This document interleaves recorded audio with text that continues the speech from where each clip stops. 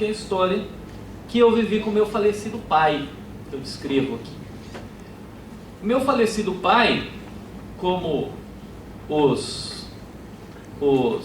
não os pais, mas certamente os ascendentes de quase todos vocês, foi uma pessoa que lutou a Guerra Civil da Espanha, lutou a Segunda Guerra Mundial e depois migrou ao Brasil para ver que país era construído aqui. Apesar de ter sido uma pessoa que passou por, e esse é o tema do livro, por duas grandes guerras e no fronte, né, não na burocracia, ele era uma pessoa extremamente calma, resignada. E nesses diálogos, eu via que ele tinha aceito que fizessem muita coisa ruim com ele ao largo da vida. Esse ano ele completaria, se vivo, 100 anos. E eu não entendi o que acontecia. A história desse livro é entender por que uma pessoa se resignou. E mais ou menos eu entendi. Dos diálogos que nós tivemos, da reflexão que eu fiz. O que acontecia com meu pai, como com muitos dos seus ascendentes, eu conversava isso agora com todo respeito com o Dr. Carlos Diniz, que aqui está, é que em determinado momento meu pai já entendia que a vida dele tinha feito sentido. Ele já tinha feito o que tinha que fazer nessa terra, porque ele tinha lutado por um ideal. Errado ou correto? Pediu, como ele dizia, que Deus o colocasse, já que era para entrar na guerra, que o colocasse na melhor trincheira. Talvez isso não tenha acontecido, mas estava lá, né? Compondo essa grande orquestra que é a vida. E eu me sinto, particularmente, agora que a gente vai chegando nos 40, né? E como diz aquele samba, já venho descendo a serra, né? Eu começo a me perguntar se a minha vida fez sentido. E se eu realmente já consegui lutar pelos meus ideais. E eu acho que não. Eu acho que não, e vou fazer hoje um pequeno esforço para demonstrar aos senhores a importância do que é professor Fernando Fernandes, a juventude, e o que é não construir o que eu acho que é a minha geração, que é uma geração perdida. A minha geração está conseguindo desfazer todas as liberdades que as gerações anteriores conseguiram construir, e é isso que eu quero comentar para vocês. Rapidamente, eu escrevi um texto, publiquei agora. Esses textos eu dialogo muito com a doutora Ana Cristina sobre os textos que eu publico mensalmente no jornal. E o texto que eu publico mensalmente no jornal faz uma pergunta que foi real, eu sentado jantando com alguns advogados, meus colegas, entre os quais não estava o Dr. Teuan, mas eu acho que ele pode, como já um advogado experiente, dizer se eu estou mentindo em algum momento. A pergunta que eu lancei aos experientes advogados era a seguinte: vocês já foram em algum distrito, isso eu já coloquei por escrito, vocês já foram em algum distrito policial em que fosse impossível negociar com dinheiro uma barganha com um funcionário público? Eu postulei essa pergunta. Eu não me lembro bem da resposta deles, tá? Se responderam que sim, se responderam que não. Na dúvida eu disse, não é que naquele caso não dá para negociar, né? Ou que aquele delegado é incorruptível. Eu quero saber se a instituição inteira ali dá para dizer para você, aqui não entra dinheiro, porque somos todos funcionários públicos exemplares. E não, porque a família da vítima está olhando, ou porque esse caso deu imprensa. Eu não me lembro da resposta deles, mas eu lembro da minha arguição seguinte.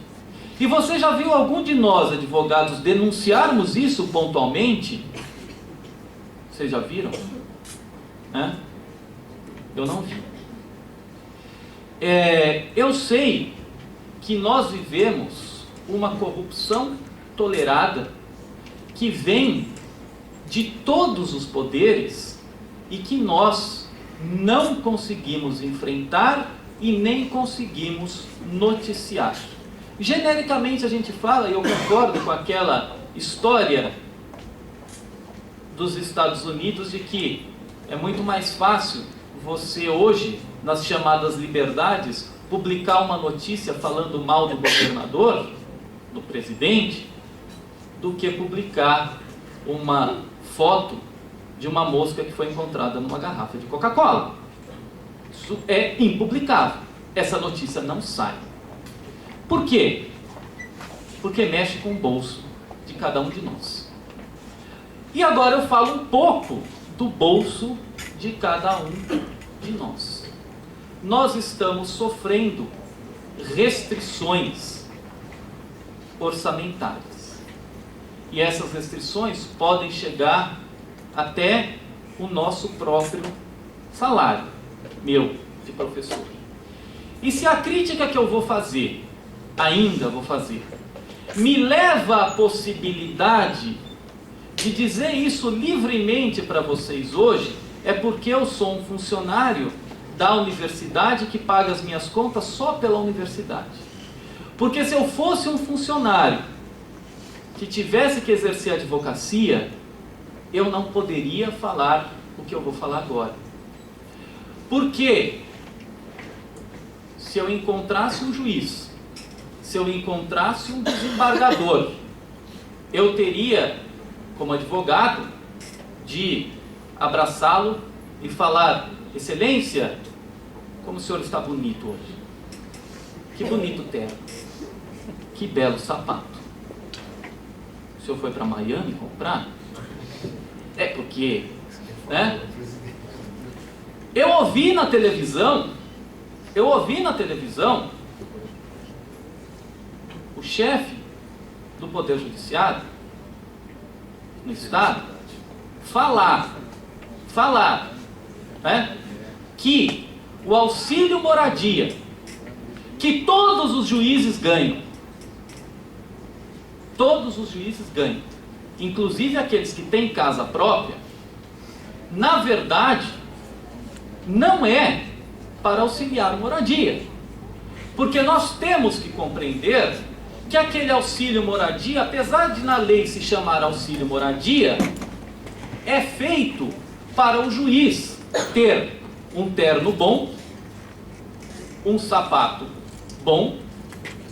Eu não sei como ele vai sempre mostrar o sapato para o jurisdicionado, mas qualquer coisa, né?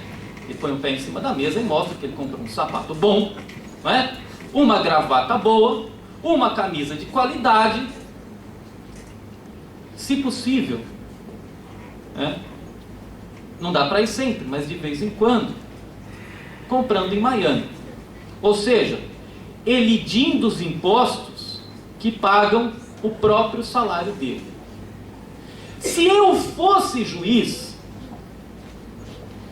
e recebesse esse auxílio alimentação, que é maior do que o salário da maioria dos brasileiros, é quase o meu salário como líquido, como pesquisador, como professor, eu teria vergonha de condenar alguém por corrupção e por desvio de verba, porque eu estou desviando a finalidade da verba pública. E teria vergonha de condenar um contrabandista, porque o contrabandista nada mais é do que a pessoa que foi para Miami e comprou um monte de coisas mais barato lá para elidir o mesmo imposto que aquele que tem dinheiro para ir para Miami por si próprio vai lá e compra. Então ele simplesmente, de maneira genérica, é quem traz contrabando para vender num comércio de pessoas que não conseguem ir para Miami elidir os mesmos impostos que outra pessoa de mais dinheiro pode. Com muito orgulho, eu nunca pisei nos Estados Unidos. Tenho vontade, se for convidado pelo Obama, como o professor Eduardo, que acaba de vir da Filadélfia. Mas, quando alguém me diz que, professor Fernando Fernandes, que vai ser cortado o meu vale alimentação, que vai ser cortado o meu salário pela metade, para mim, deixa o salário para lá, deixa o vale alimentação para lá, mas eu vou ter que ir para o meu escritório de advocacia. E o dia que eu for para o meu escritório de advocacia, eu vou chegar aqui para vocês e vou falar tudo, menos aquilo que se espera da academia. Falar as verdades porque eu tenho a liberdade. Então, na verdade, quando eu vejo um juiz receber esse tipo de salário de auxílio moradia, que eu já acho não constitucional. Quando eu vejo o Poder Judiciário no seu grau mais alto, avalizar isso, ou seja, o aumento do próprio salário, ou as gratificações da própria corporação, é o que menos me incomoda. O que me incomoda é nós, na universidade, perdemos a nossa estabilidade financeira, porque estabilidade financeira significa não poder falar a verdade.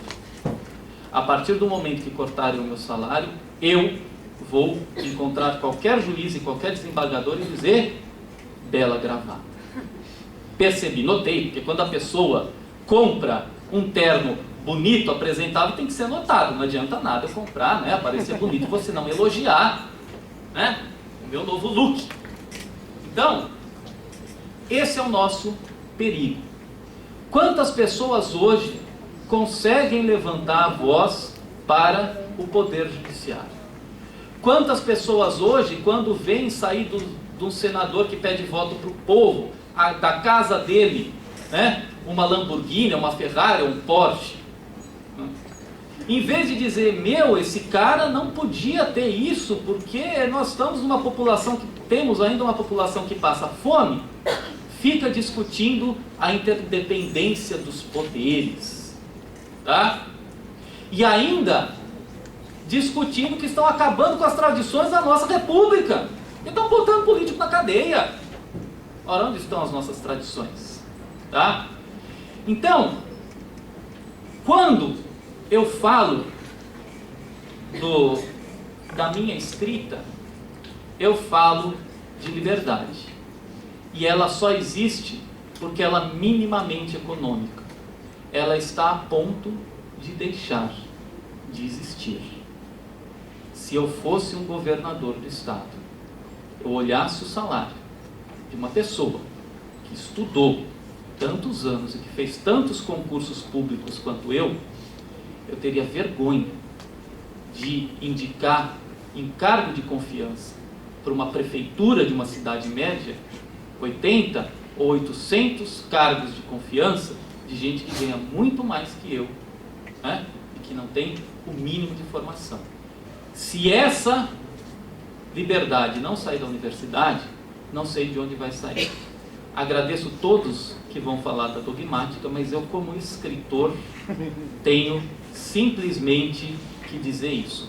Eu tenho, chegando aos meus 40 anos, eu tenho vergonha de viver no país que eu vivo. É só isso que eu queria falar a vocês, e agradeço a oportunidade de estar aqui nesse campo tão livre falando isso. Em outro lugar eu não poderia falar. Por quanto tempo, professor, a gente vai poder fazer com essas palavras, eu também não sei, mas espero que, pelo menos aí, mais 6 meses a gente consiga plantar essa sementinha.